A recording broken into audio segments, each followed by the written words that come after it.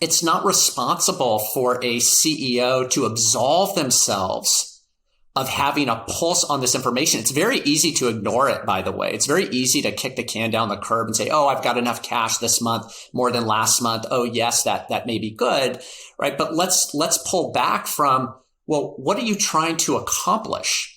This is the Agency Profit Podcast, the podcast for agency owners that want to run a more profitable business that doesn't depend on them.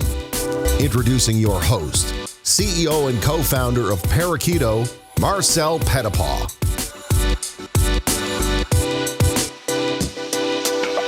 Hello, everyone, and welcome back to the Agency Profit Podcast. Today, we are joined by another very special guest, my friend Russell Benaroya, co-founder at Stride Services, an outsourced bookkeeping and finance firm specifically for professional services businesses and agencies.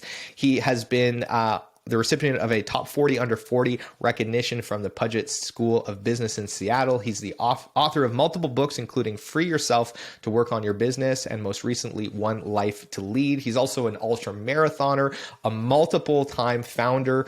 He's built and sold several businesses, and he's here today to join us and talk about the lessons learned in helping agencies improve their financial visibility. So with all of that, Russell, welcome to the show. Such a pleasure to be here, Marcel. Thanks for inviting me. I've been looking forward to this, and what a great way to end November and hammer into the last month of the year. Yeah, as we record this, November 29th, it's been an incredibly weird year, but we're here right at the end of it. So Russell, I've given everybody a little bit of context on who you are and what you do, but I'd love to give you a second to explain that in your own words, just so everyone has full context. Sure. Well, what I do is so much more than like what I do professionally, but to talk about the professional angle of it. Yes. So today I'm the co-founder of Stride Services. We are a back office bookkeeping, accounting, and CFO services firm, specifically working with professional service companies, agencies, consulting firms, and outsourced IT service firms. We endeavored into this business about 3 years ago via an acquisition, which we can certainly talk about. And for us, it's been such a purposeful opportunity to leverage our experience starting our own businesses to support other business owners in achieving something we believe very, very passionately about, which is how do we help business leaders achieve their highest and best use, get and stay in their genius zone, focus on why they started the business in the first place. And so by doing some of the back office stuff, I tend to say it's the unsexy work, but it's very important, creates the space for that to be possible. And so it's really aligned so many passions in my life into what is today Stride. I live in Seattle. I run a lot. I write books. I raise a family with my wife of 20 years and, we live. Amazing. And like, I absolutely love what you're doing at Stride Services. For everyone that's listening, Stride is one of the few firms that is a certified partner here at Parakeeto. And Russell knows very well, we are very opinionated and diligent about how we do things on agency operations. And we have very strong opinions about what the correct way to be thinking about professional services is. We get frustrated with most accounting firms that we believe don't understand this well, because we feel that professional services has a very specific set of needs. And Russell and the team at Stride is one of the few firms that we've run into that really deeply understands this. And we've learned things from as well. So Russell, I love that you're doing this and that you've decided to specialize in professional services. I'm curious, what brought you to Stride in the first place? And when was the decision to specialize in professional services made? Was that something you consciously wanted to come in and acquire into the market to solve? Or was that an insight that came up after you had gotten yourself into the bookkeeping and outsourced CFO space? Just the facts here, just the facts. What really brought me into Stride Services is that in 2018, my family and I made a decision to move abroad for a year. I had two kids that one was in high school and one was in middle school, and we went to live in Central America in Costa Rica. There's a longer story, maybe another podcast around why we did that and what we hoped to accomplish by doing so. But one of the imperatives of making that move was to endeavor into a next chapter of my life that would give me geographic independence, which is I have to do what I'm going to do from anywhere. I happen to be in Costa Rica. At that time, because the world works in funny ways, my business partner came to me and said, Russell, we get so much energy from supporting and guiding other entrepreneurs to achieve their dreams. There are some facets of back office services that are really growing and look like a really great opportunity for us to serve. How about we partner up and endeavor to find a business in back office accounting and finance to enter the market and build the strategy or vision that we have to be a partner. And I have a corporate finance background. I'm very, very comfortable in accounting and finance. And it was one of these just cosmic connections that often happens when you're not trying to control the universe that created this opportunity. Now, to answer your question about professional services, that was a bit of an evolution for us. When we acquired the company, they were serving a lot of different types of customers. But if we know one thing about building a business, it's customer focus, customer focus, customer focus. Know your customer, understand their needs and wants, be seen less as a vendor and more as a partner. And what we noticed is that for professional service firms specifically, there's often a lack of process technology and automation that allows them to double click into the underlying drivers of what constitutes cash flow and profitability. And very specifically, it's customer level profitability. And customer level profitability, when you have a lot of labor that's doing a lot of work, but you're not exactly sure what they're doing or who they're doing it for, makes it pretty hard as a business owner to identify the levers of impact so that you can right size either current clients or future clients and make smart data-driven decisions. And we love data at Stride that digs beneath just the financial statements, which are pretty hard to understand, like what decisions am I making just looking at financial statements. And so we said, let's go there. Let's help make data. Let's embed data into our business owners' daily decision making. And that has just driven us in this direction. I'm so glad that you decided to go into that direction because you do it very, very well. And you and I were just talking about this. And I hope that this doesn't, even if it does create a ton of competition, I'm very confident that you'll still be a winner in this space. But there is a massive vacuum from my perspective in proper accounting, bookkeeping, financial advice for professional services business. I can count on one hand the firms that I know of that specialize in this space. But what I also know is that about 50% of agencies in the size range that we typically serve are using an outsourced partner. So that means that many of them are using an outsourced partner that probably is not giving them the level of insight that you and I would expect to get out of financial statements, which to me is just sad. There's such a missed opportunity there. There's so much that somebody with those kinds of financial statements doesn't know or can't see about their business because it's just not being structured properly. It hasn't been thoughtfully designed around their needs. So I'm just so happy that you got that insight and decided to pursue it. I'm curious, what have you learned since you made that decision and have spent a lot of time talking to and servicing professional services business? What are the biggest insights that you've gotten so far? Okay, I'm laughing because the actual act of accounting, the actual act of bookkeeping is not that complicated. However, it is exponentially more complicated if the way that information is flowing into the system is highly variable, unorganized, and inefficient. And so to answer your question, what we've learned is that the problems arise not from just how the bookkeeping accounting get executed. They arise from the process design inside of the organization for how information flows in order for us to be effective. And so when you have a lot of variability upstream, example, variability, we have a bunch of different contracts. Every client's unique, right? We don't track time. Some we pass through expenses for reimbursement and some we don't. And I'm not saying that what they're doing is fundamentally wrong, because you do what you need to do in your business. But when you don't think about building a machine and having a highly repeatable, consistent, and standard approach for how you serve your clients, it does make it pretty hard for that accounting and bookkeeping to be executed efficiently. And there's no judgment.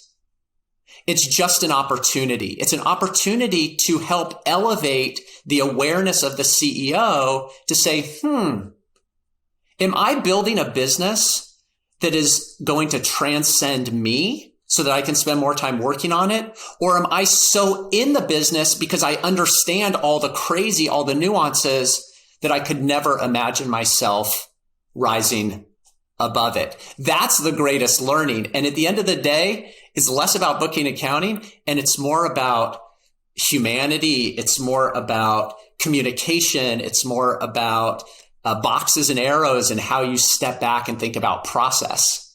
And that's fun, but hard.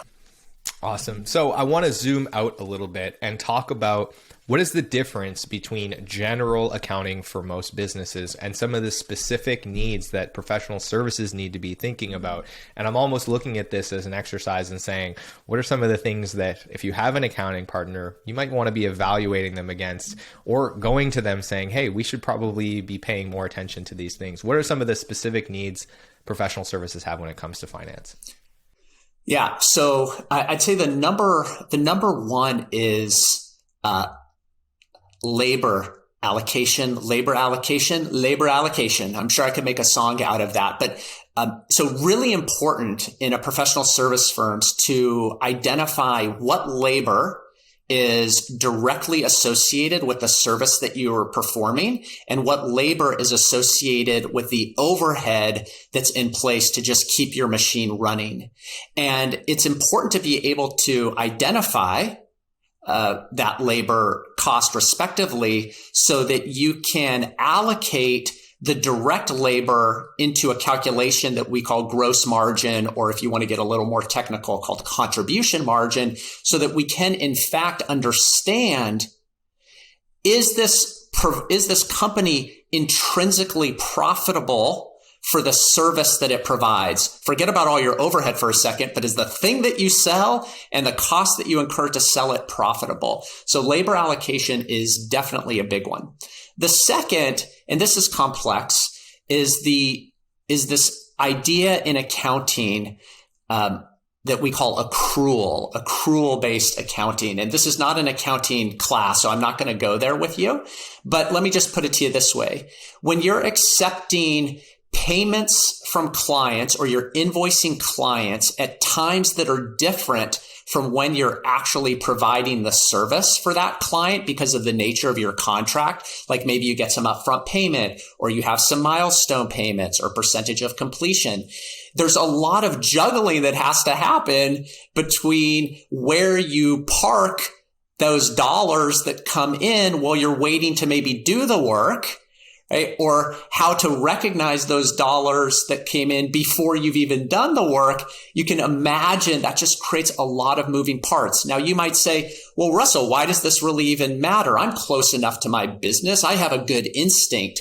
Well, ultimately, your instinct will become a liability at such point that you cannot fully grasp the complexity of each of your clients, assuming that you're in a business that's going to grow. And so the integrity of those financials is so important to grounding stories with facts.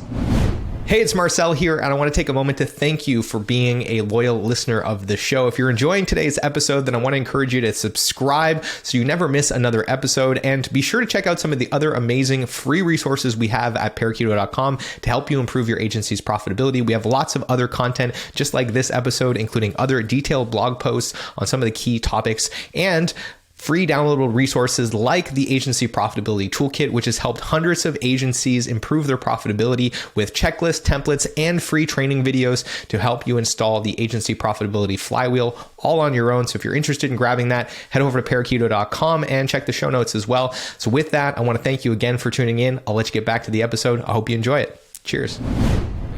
Man, those are such huge insights. We're completely aligned on these, of course. I want to start with allocations of labor and gross margin.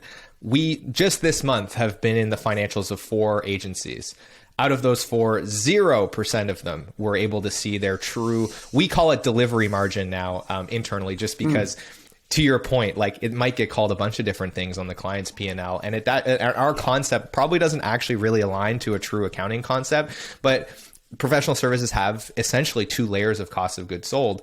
Most accountants are not going to set up the accounting system in order to represent that, where some revenue just never belonged to them in the first place and shouldn't be considered like truly revenue, and they shouldn't be measuring the spending that they're doing on the $10 million of money that flows through them, when actually only $5 million of that is their responsibility to earn. And then to your point, how efficiently are they earning that revenue? That is probably the most important insight, I would argue, one of the most important insights that you should be getting from your books, and almost nobody is getting it right now from what I can see. So I love that insight. I think that's huge. And then similarly, salary allocations have to be a part of that solution, because there's probably a pretty clear division within your team of people who do delivery and people who don't. And to your point, getting more granular about that in terms of maybe pairing that up with time tracking data. We're starting to get nerdy here. You can get a lot of insight from that. Yeah, we could get nerdy on that. I love that. And then secondly, accrual revenue earning. Man, is this ever an elusive concept? And I think anybody that tells you that this is going to be simple, that's a red flag for me, because you and I know that it might be simple in practice, but it's actually very nuanced and very complex, because how do you come up with percent complete in a way that is consistent, is accurate, is aligned to your business model, and do that in such a way that you get a materially close read at the end of every month? And if you're not doing that, you're still doing cash-based accounting, to your point, Russell, at some point, I think that's going to cap out. And what you're essentially doing is you're limiting yourself in terms of the ability to get a snapshot of how well your business is performing on the financial data side. You can really only do that like once a year. Once the books get like closed and ready for taxes, if you're doing cash-based accounting, you're putting yourself at a significant disadvantage relative to accrual-based accounting, which should give you, on probably a monthly or at least a quarterly basis, a much more accurate picture of here's how profitable you are, here's what your gross profit or gross margin looks like, here's what your net margin looks like, here's roughly how much you're spending across these different areas of your business, here's where the most and least profitable projects, all that kind of stuff. You want to be able to see that more often. And that requires you to be good at revenue recognition, but it's an elusive thing. It's a very elusive thing. And how we deliver it, and maybe how clients like it to be delivered if they fancy themselves as not experts in finance, which is very often the case in creative environments. Let's deliver it to them in a visually appealing way, right? Charts, graphs, colors, right? And I'm not trivializing it at all. In fact, I was reading a statistic yesterday that we can process like some crazy multiple more of information when we visualize it versus like when we're looking at data on a spreadsheet. And so that really matters. And so how we manifest it is also core to our service offering, because it's not responsible for a CEO to absolve themselves of having a pulse on this information. It's very easy to ignore it, by the way. It's very easy to kick the can down the curb and say, oh, I've got enough cash this month, more than last month. Oh, yes, that may be good, right? But let's pull back from, well, what are you trying to accomplish?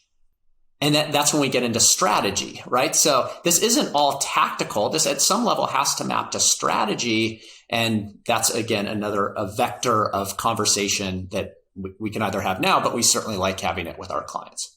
So with all of that said, what should somebody do if they find themselves in a position where they feel like, yeah, you know what, there's a lot of variability in our agency. Maybe I spend a lot of time putting out fires. Maybe every contract that I put in front of clients is a little bit different. Maybe it feels like we're just doing a lot of stuff, but we're not making a lot of progress. What would you recommend they do as a first step in order to perhaps land on some clarity to help guide them out of it? Yeah. Step one, don't freak out. Step one, don't freak out, because freaking out is like going to drive your team completely bonkers. Like, how many times have you gone to your team because you saw these burning embers and be like, oh my gosh, we got to go put that out. And your team's like, yeah, but we've got a lot of things we need to put out, right? What do we want to prioritize? What do we want to push through to completion? What is the game that we're playing right now that we have defined so that we can finish this game and then go play another? I'm only sharing that with you because I think so much of leadership is being able to manage yourself in periods of uncertainty and periods of stress and anxiety. So step number one, don't freak out. I think step number two is, before you go and rip out your existing solution, your existing, say, bookkeeping, accounting, finance solution, it's worth diagnosing your own responsibility in contributing to the problem that has been created. Because oftentimes you might actually have a really good partner in place, and it's worth going to them and saying, hey, I have some responsibility here. You may have some responsibility here. Let's figure out what the outcome is that we're driving toward and see if we can develop a shared agreement to right-size this arrangement so that I can shore up some of these areas that are causing me concern or grief or opacity, right? Like I can't see the data. And oftentimes you may find the service provider so relieved that you had the self-awareness to come to them, not in a reactive state, and not in a judgment state, but in a partnership oriented state. I would say that's number two. And then if that shared agreement is not achieving the desired results, then number three is, okay, now I'm going to go and talk to a partner that probably has more capabilities to deliver, but I didn't leapfrog my current solution because I woke up one morning and just was like really pissed at them. I often say, hey, look in the mirror first. And I say that to myself too. This isn't a judgment thing, because oftentimes when we get to an outcome that we're not pleased with, we were unconsciously committed to getting that result. We just weren't thinking about it. Yeah, I think that's a super important insight, because there are a lot of things that your finance partner is likely relying on you to provide and do well in order to give you great outcomes. And you and I both know that, when we engage with clients, there is a requirement on their end, and those requirements should be made clear. And there's a negotiation that often happens, right? So a simple example of this would be, okay, your current bookkeeping firm takes 6-month projects that have these vastly different phases within them, and they just spread the revenue out evenly from start date to end date. Well, the reason they're probably doing that is because they don't have access or insight into how to do it better. And you probably, more than likely, don't have a very good, consistent system for tracking percent complete in a way that's consistent with your business model. And maybe you don't really know how to solve that problem. And that's a discussion with the partner, right? Like, do you think this is something that we could sit down and think through and come up with a solution that's mutually agreeable? But until that conversation happens, then your finance partner is not at all empowered to give you a better solution to that problem, because they just can't see into that black box. So I think this is a super important insight. And to your point, if it does turn out that the finance partner is not the right fit, it will be much clearer once you've gone through that exercise, and your chances of success with the next one are exponentially higher because you're able to clearly articulate your expectations and needs, and you're giving that next person a fair shot at meeting those expectations since they've been clearly described.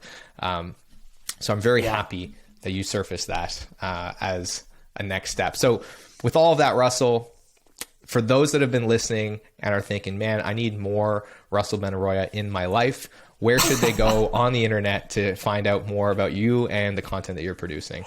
Oh, well, I really appreciate it, Marcel. Certainly go check us out at Stride Services. So it's www.stride.services, not stride.services.com, stride.services. That's a good place to find to find us. And then obviously I'm on LinkedIn at Russell Benaroya. Last month I published a book called One Life to Lead, which is available on Amazon. And then I have a website, russellbenaroya.com, that talks a little bit more about the book and some writing that I've done. I'm pretty easy to find and available. Well, you'll be easy to find for the listeners because all of this will be in the show notes, links to Stride Services, the book, Russell's LinkedIn and personal website, all right there for you. So just scroll down and check that out. And with that, Russell, I can't thank you enough for making the time to come on the show. It's always a pleasure to chat with you, and hopefully we'll be able to do this again sometime. Looking forward to it. Thanks for giving me the opportunity. Have a great day. You too. All right. And for all of those of you listening at home, please let us know wherever you're listening to this, what insights you got from the episode, what questions you have. We always love hearing from you, and we will see you on the next episode. Well, that's all for today's episode, but it doesn't have to be the end of your learning journey. Make sure you subscribe to our show so you never miss another episode. And if you want to get access to more great resources, be sure to check out parakeeto.com, where we've got tons of other free resources, including the Agency Profitability Toolkit, which is loaded with templates, checklists, and training videos to help you improve your agency's profitability fast. And of course, if you like the show, it would really help us out if you could leave us a review and share this with someone else who you think might get value so you can help us serve more people. So with that, thanks again for tuning in, and I'll see you on the next episode.